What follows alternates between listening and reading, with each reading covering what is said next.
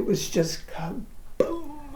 For Amy Turner, the crash that changed her life happened in a split second. I was switching the radio station. I happened to look up and see these headlights coming at me. Turner says she was driving home from work in March of 2014 on I-295 when a wrong-way driver crashed into her head-on. Where the truck hit me, all the windshield was cracked and the door was stove in. She spent 4 days in the hospital, followed by weeks of rehab.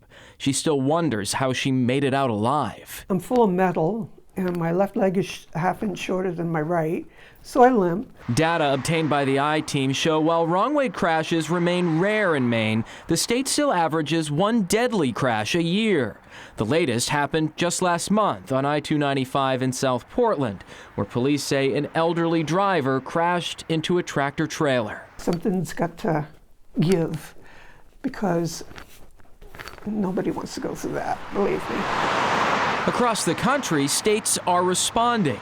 The I-Team recently traveled to Rhode Island, one of the first to install wrong-way detection systems on highway ramps. We did a nationwide look to see what technology was out there and available to combat this. Stephen Pristalwa with the Rhode Island Department of Transportation says the system they chose uses a combination of radar and cameras to trigger flashing lights on wrong-way signs. And if a driver doesn't stop for those, it sends instant alerts to police and the state's traffic management center so they can act quick. I think it is getting people's attention.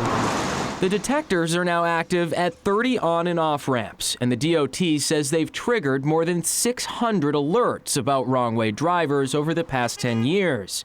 And the results are in the numbers. Not a single deadly crash in those areas. Let's use some technology that we know is working in other states and just keep getting better at it. Joyce Taylor with the Maine DOT says they recently installed the state's first wrong-way detection system, piloting it at 3 ramps on I-95 north of Augusta. Do you think it would be beneficial to eventually have some of that same technology in more trafficked areas? Yeah, I think that this is a work in progress.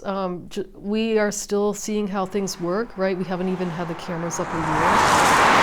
But already, Taylor says they are seeing results, prompting them to invest $8 million in flashing do not enter and wrong way signs, which will be installed at every highway on and off ramp by 2028. We're not doing as many cameras because they're more expensive, but what the cameras are teaching us is that the signs are working, and that for the most part, people are self-correcting. I've been thinking about that for a long time. Amy Turner hopes the progress continues and that her story will serve as a call to action all these years later. I made it out okay, but other people have lost their lives, and I hate to see that. The Maine DOT isn't the only agency working to prevent these crashes. The Maine Turnpike Authority is also adding new do not enter and wrong way signs that have flashing lights at many of its ramps as well.